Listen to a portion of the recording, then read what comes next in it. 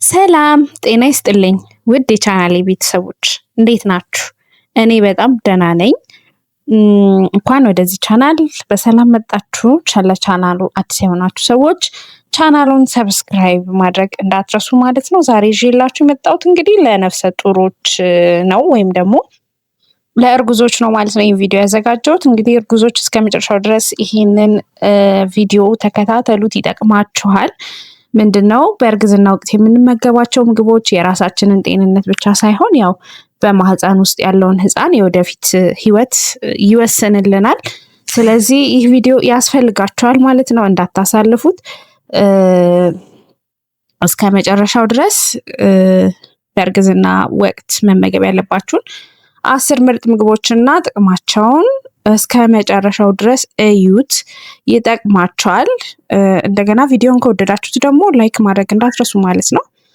እንግዲህ ምንድነው እርጉዝ ሲኮን ወይም ደግሞ ነፍሰ ጡር ሲኮን ሁለት ሰው ነው፣ ሁለት ነፍስ ነው። ስለዚህ የተለያዩ አይምሮን የሚገነቡ የህፃናትን የአይምሮ እድገት ሊያፋጥኑ የሚችሉ ሰላማዊ እድገት እንዲኖረው የሚያደርጉ ምግቦች መመገብ ይኖርብናል ማለት ነው። አንደኛው ምንድነው እንቁላል ነው።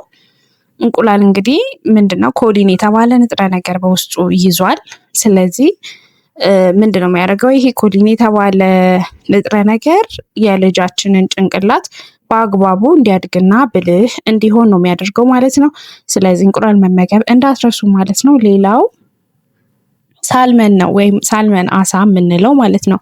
ይህ ደግሞ ምንድነው የሚጠቅመው ለአንጎል እድገት በጣም ነው የሚያስፈልገው፣ ምክንያቱም በኦሜጋ 3 የበለጸገ ስለሆነ ማለት ነው።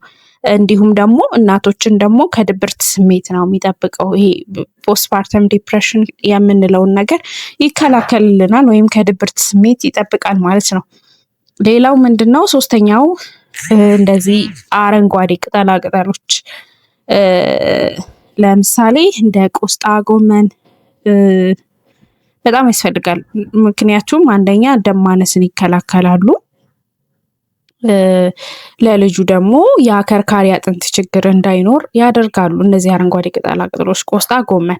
በተጨማሪም ደግሞ የሆድ ድርቀት እንዳያስቸግረን ያደርጋሉ ማለት ነው። ስለዚህ አረንጓዴ ቅጠላ ቅጠሎችን መውሰድ ያስፈልጋል ማለት ነው። ሌላው ዮገርት ነው ወይም እርጎ የምንለው ማለት ነው።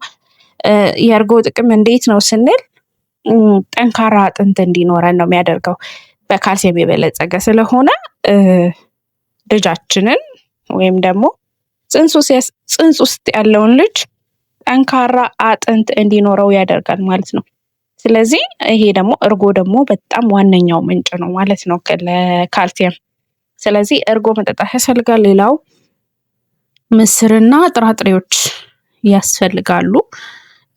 ምክንያቱም በእርግዝና ወቅት የሆድ ድርቀት ያስቸግራል። ስለዚህ ምስር፣ አተር፣ ባቄላ ያው በፋይበር የበለጸጉ ስለሆኑ ይህንን ችግር በቶታሊ ይቀርፋሉ ወይም ደግሞ ይፈታሉ ማለት ነው። እና ሌላው ምንድነው ስኳር ድንች ወይም ስዊት ፖታቶ የምንለው ማለት ነው። እሱ ለምንድን ነው የሚጠቅመው? ለልጁ ልብና ሳምባ እድገት ወሳኝ ነው ማለት ነው። ለልጁ ይጠቅመዋል፣ ለሳምባው እድገት እጅግ በጣም አስፈላጊ ነው ስኳር ድንች። ሌላው እንጆሪና ፍራፍሬዎች የሰውነት በሽታ የመከላከል አቅምን ስለሚጨምሩ እነሱን መውሰድ ያስፈልጋል።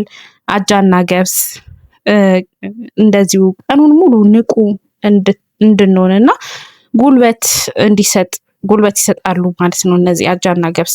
ሌላው ቀይ ስጋ ነው። ለደም ግንባታና ለኦክስጅን ዝውውር እጅግ በጣም አስፈላጊ ነው ማለት ነው። ሌላው ምንድነው አቮካዶ ነው። አቮካዶ እንግዲህ የእግር እብጠትንና ቁርጥማትን ለመቀነስ እጅግ በጣም ይረዳል ማለት ነው። እጅግ በጣም ይረዳል። ስለዚህ እነዚህን 10 ምግቦች በዋነኝነት በቋሚነት እያፈራረቅን መመገብ ይኖርብናል ማለት ነው። ምክንያቱም ይህ ጤናማ የሆነ ልጅ እንዲመጣና እናትም ደግሞ ጤናማ እንድትሆን እጅግ በጣም አስፈላጊ ምግቦች ናቸው ማለት ነው። ስለዚህ ውድ እናቶች እነዚህን ምግቦች በየቀኑ በምግባችሁ ውስጥ በማካተት ጤናማ ልጅ መውለድ ትችላላችሁ ማለት ነው። ያው ነገር ግን ያው ማንኛውንም አይነት ደግሞ ለውጥ ከማድረጋችሁ በፊት ሐኪማችሁን ማማከር እንዳትረሱ ማለት ነው። የዛሬው መረጃ ጠቃሚ ሆኖ ካገኛችሁት ላይክ ማድረጋችሁን አትርሱ። ለሌሎች እናቶችም እንዲደርስ ሼር አድርጉ። ተጨማሪ የጤና መረጃዎች ደግሞ ለማግኘት የዚህን ቻናል ባለቤት ሆኑ ወይም ሰብስክራይብ አድርጉ ማለት ነው። በሚቀጥለው ቪዲዮ እስከምንገናኝ ድረስ ሰላም ሰንብቱ።